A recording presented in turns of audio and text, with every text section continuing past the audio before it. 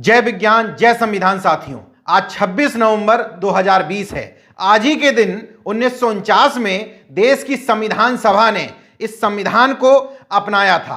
इसलिए 26 नवंबर को हम कानून दिवस या संविधान दिवस के रूप में मनाते हुए बाबा साहब और तमाम सारे उन महापुरुषों को कृतज्ञता ज्ञापित करते हैं जिन्होंने देश का संविधान बनाने में अपनी भूमिका अदा की थी। जिस दिन देश संविधान दिवस मना रहा हो उस दिन देश के अन्नदाताओं पर आंसू गैस के गोले छोड़ना, इस कड़कड़ाती ठंड में उनके ऊपर पानी की बौछार कर देना, ये दर्शाता है कि वर्तमान में सरकारें कितना संवैधानिक मूल्यों का पालन कर रही हैं।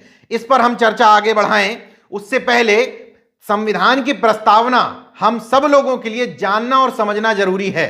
संविधान की प्रस्तावना जब हम दोहराएंगे तो स्पष्ट हो जाएगा कि वर्तमान सरकारें संविधान का कितना पालन कर रही हैं।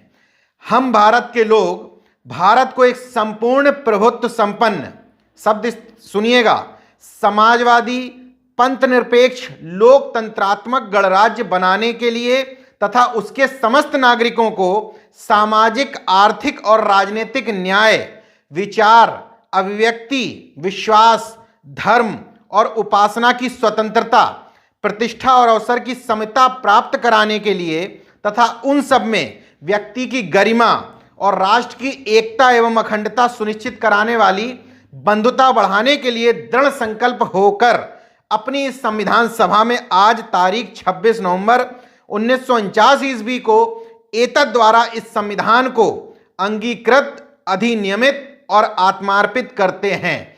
ऐसे समय में जब संवैधानिक संस्थाओं को तहस नहस किया जा रहा हो, देश की एकता एवं अखंडता को तोड़ने की साजिश रखी जा रही हो, देश के धर्मनिरपेक्ष स्वरूप को खत्म करते हुए सांप्रदायिक ताकतों को बढ़ावा दिया जा रहा हो, ऐसे समय में संविधान दिवस मनाने के अपने ही मायने हैं। लेकिन चर्चा सबसे पहले उस वीडियो में जिसमें देश के अन्नदाता के ऊपर पुलिस बर्बर तरीका इस्तेमाल कर रही है। बर्बर तरीका केवल लाठीचार्ज नहीं होता है, इस ठंड में किसी के ऊपर वाटर कैनन जैसी तेज बौछार करना, यह भी बर्बर तरीके में ही आता है, वो भी देश के अन्नदाताओं पर। संविधान की प्रस्तावना में तमाम सारे शब्द आए, अभिव्यक्ति की स्वतंत्रता, लोकतंत्रात्मक व्यवस्था, उन सारी व्यवस्थाओं को छन्न भिन्न इसलिए किया जा रहा है।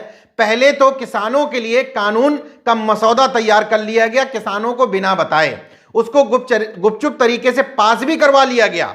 इसके बाद किसान जब अपनी डिमांड कर रहे हैं, संवैधानिक रूप से उनको प्रदर्शन करने का, अपनी बात रखने का पूरा अधिकार है, लेकिन नहीं रखने दिया जा रहा है। जैसे ही वो पंजाब से बाहर निकलने की कोशिश करते हैं, उन राज्यों से बाहर निकलते हैं जिन राज्यों में भारतीय जनता पार्टी की सरकार नहीं है, तुरंत उन राज्यों में उनको दबोचने की कोशिश की जाती है। पंजाब से हजारों की संख्या में निकले हुए किसान जैसे ही हरियाणा बॉर्डर में प्रवेश करते हैं, सादों पर बॉर्डर पर पुलिस उनको रोक लेती है। जब वो दिल्ली की तरफ बढ़ने की कोशिश करते हैं तो उनके खिलाफ ये बल प्रयोग करने की कोशिश की जाती है। जबकि किसान संगठन ये अचानक से नहीं कर रहे थे, पहले से उन्होंने घोषित कर रखा था कि 26 और 27 नवंबर को हम दिल्ली जाएंगे, दिल्ली में बैठी हुई केंद्र सरकार के कानों तक अपनी बात पहुंचाएंगे।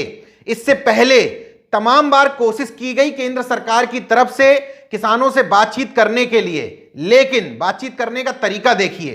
14 अक्टूबर को पहली बार जब उनके प्रदर्शन करते हुए 1-1.5 महीना बीत चुका था, तब कुछ किसान संगठनों को आमंत्रित किया गया।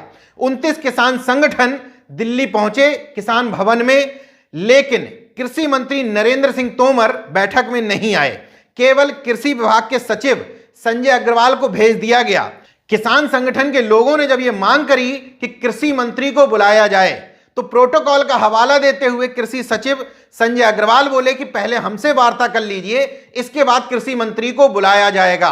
किसान संगठन इसमें तैयार नहीं हुए क्योंकि उन्होंने कहा था कि आप सरकारी मुलाजिम यानी कि थोड़े ज्यादा बड़े नौकर हैं, और गलत भी नहीं कहा था, इसलिए आप नीति निर्धारण में दखल अंदाजी नहीं कर सकते। जो नियम बना दिए गए हैं आप वो हमें समझाने के लिए बैठे हैं, जबकि हम उसमें बदलाव चाहते हैं। ये कहते हुए तमाम किसान संगठन बाहर आ गए और बाहर ही उन्होंने कृषि से जुड़े हुए तमाम जो बिल थे फाड़ते हुए कहा कि हम अपना प्रदर्शन जारी रखेंगे। इसके बाद 13 नवंबर को फिर से बैठक बुलाई गई। उसमें कृषि मंत्री नरेंद्र सिंह तोमर शामिल हुए, रेल मंत्री पीयूष गोयल शामिल हुए, उद्योग एवं वाणिज्य के राज्य मंत्री सोम प्रकाश भी शामिल हुए। उस मीटिंग में किसानों के संगठन को बुलाया तो गया था अपनी बात रखने के लिए, लेकिन किसानों के संगठनों से जुड़े हुए लोग बताते हैं कि मंत्री महोदयों ने किसानों को दबाने के अंदाज में अपनी बात शुरू करी, इसलिए यह बात भी बेनतीजा साबित हुई। किसान संगठनों ने फिर से कहा कि हम आपसे ज्ञान लेने नहीं आए हैं कि इस बिल के मसौदे में क्या क्या है, हम आपसे बदलाव चाहते हैं। अगर आपने पहले सुझाव नहीं मांगा था तो कम से कम अब तो हमारे सुझाव का इस्तेमाल कर लीजिए। संविधान की प्रस्तावना में एक लोकतंत्रात्मक शब्द है, उसका मतलब है कि जब जनता के लिए आप कुछ निर्धारण करते हैं तो जनता से भी एक बार पूछ लीजिए। अगर आप किसानों की बेहतरी के लिए बिल बनाने जा रहे थे, उसको पारित करवा रहे थे, तो कम से कम उससे पहले किसानों से जुड़े हुए संगठनों से, कृषि विशेषज्ञों से सलाह ले लेते, मशवरा कर लेते। उस समय आपने जरूरत महसूस नहीं की। यानी कि लोकतांत्रिक व्यवस्था से चुनी हुई सरकार बाद में तानाशाही रवैया अपना लेती हैं और वो कहती हैं कि हमने जो एक बार निर्णय ले लिया, जो बिल पारित करवा दिया, आप कितना भी प्रदर्शन कर लो, हम आपकी बात नहीं मानेंगे। 2 महीने 3 महीने प्रदर्शन करोगे, खुद शांत हो जाओगे, नहीं होगे तो हम बलपूर्वक आपका प्रदर्शन शांत और ठंडा करवा देंगे। किसानों की समस्या सुनने और समझने की बजाय भारतीय जनता पार्टी की सरकारों को बताया जा रहा है कि आपको ब्लेम का गेम खेलना है।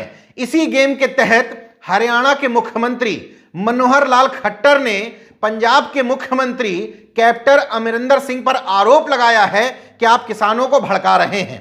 दरअसल 12:31 पर पंजाब के मुख्यमंत्री कैप्टन अमरिंदर सिंह ने एक ट्वीट किया। करीब 2 महीने से पंजाब में शांतिपूर्वक किसान प्रदर्शन कर रहे थे बिना किसी परेशानी के, फिर हरियाणा सरकार क्यों किसानों पर बल प्रयोग कर उन्हें भड़का रही है, क्यों उनके साथ जबरदस्ती की जा रही है? क्या किसानों को एक सार्वजनिक हाईवे पर जाने का अधिकार नहीं है? मनोहर लाल जी, उन्हें जाने दीजिए, उन्हें शांतिपूर्ण ढंग से दिल्ली तक अपनी बात पहुंचाने दीजिए।